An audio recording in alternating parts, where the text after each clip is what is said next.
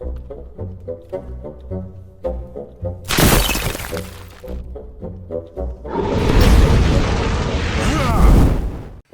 everybody, it's me, Riffraff Hornhelm, and I'm back again with another presentation from the Dwarven Vault. And today we have a monster review. In today's monster review, we're going to take a look at the MINDFLAYER. Yes, that iconic creature brought to us from the original monster manual for use with Dungeons & Dragons, Advanced Dungeons & Dragons, or what's typically called 1E today. A reminder to all your folks that if you enjoyed today's presentation, to please hit the like button, consider subscribing if you haven't, share with your friends. Most of all, come back and see us again in the future. But today, we're going to talk to you about the MINDFLAYER. Now, once again, this is the original MINDFLAYER, so this is the original rules for the game, which is the original presentation for Psionics that came with Advanced Dungeons & Dragons, or 1E. I am not a big proponent of, well, no, let's be honest here. I cannot stand the way Psionics was run in the original game. But that notwithstanding, this is a very cool character with some caveats. Now, these are rare. You typically would only find 1 to 4. These are very evil creatures, and they only live in subterranean locations. They absolutely cannot stand the light. No, it doesn't make them go poof, but they cannot function in sunlight. Now, they are a armor class 5 creature. They have 4 attacks. Each attack does 1 to 2 points of damage, but there's a special aspect to that we'll come back to. They have 8 plus 4 hit dice.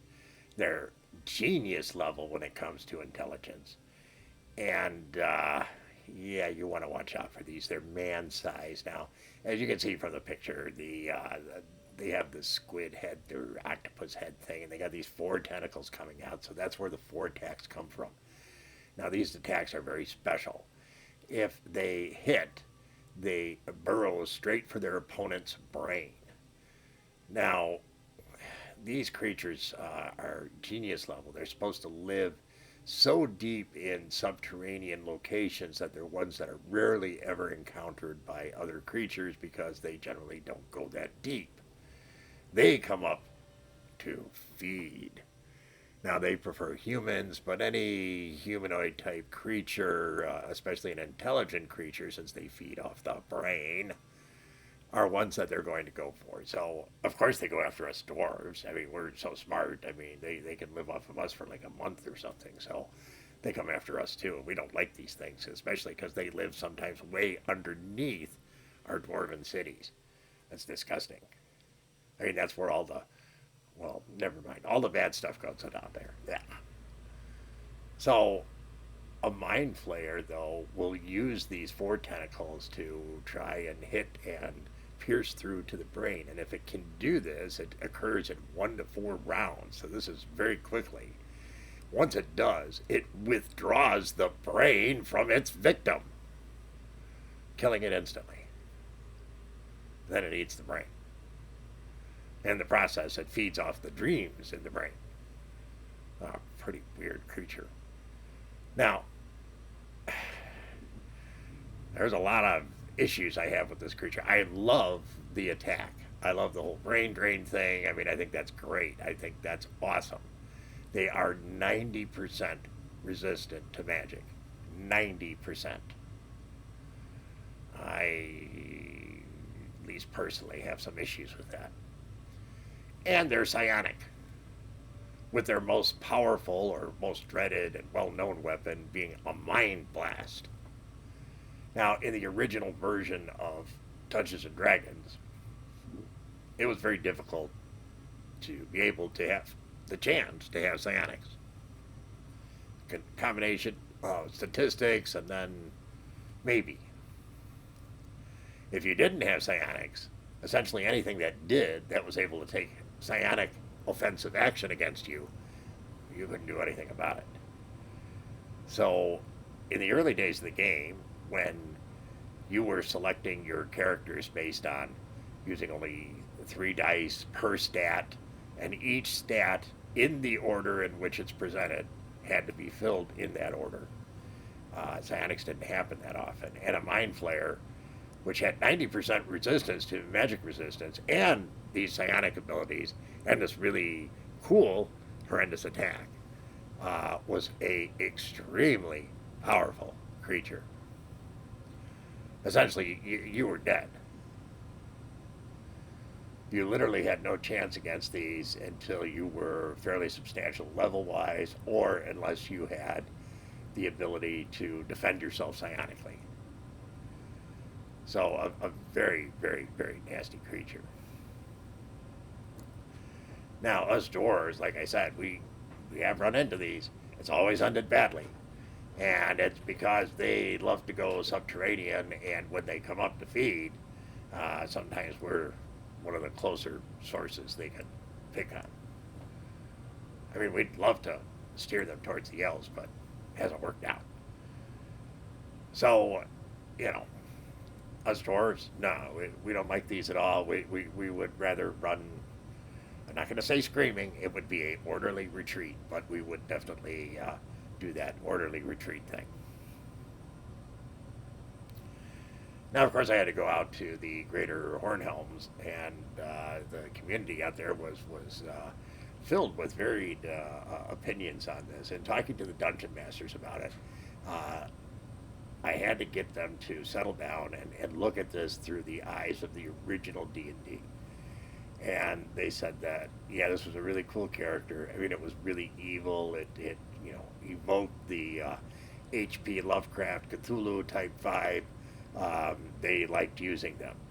But they said if they used them, they had to use them in a way that allowed their adventuring party a chance to win, because these were very, very powerful. The Mind Blast ability, they have a bunch of other abilities that are all psionically driven, and like magic are very similar to magic, you know, ESP and levitation and domination, things like that. Now, one thing to know about Mind Flayers is that if things start going against them, they flee.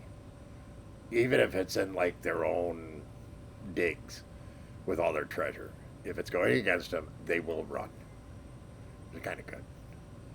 Now, they speak their own weird language, and they're reported to speak several other languages that are probably from like long lost civilizations or something like that. Once again, very much Lovecraftian vibes. And of course, they're, well, seen the pictures. I mean, they're not exactly handsome. They are, once again, a iconic, evocative creature for Dungeons and Dragons. And as such, they're slime covered and mauve in color, and they have darker tentacles, and their eyes are pure white with no pupils. They're pretty horrific looking. Actually, very cool looking. I've always loved the look of the Mind Flayer and its main attack. I've just struggled with the fact that it's magic proof, and yet it can still like blast anybody who can't immediately resist it. It seems disproportionately powerful for a creature that doesn't have that many hit dice. So, oh well. Now I'm talking to players about it. They found this to be very powerful. No two ways about it. The players came back and they were pretty universal about giving it an 8. And they said it had everything to do with its, not just its psionic ability, but the fact that if it latched onto you, if you couldn't get it off very quickly, you were dead. So this is a very tough creature. Fortunately, it's very rare. Fortunately, it hangs out in such dark subterranean places that, other than us poor dwarves, the average adventurer is less likely to run into it unless you have a particularly evil DM. Oh wait, that's like all of us, isn't it? Oh well, okay.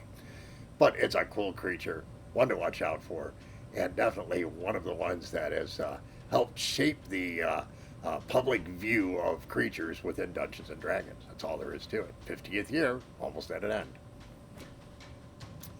So that, my friends, is the Mind Flayer.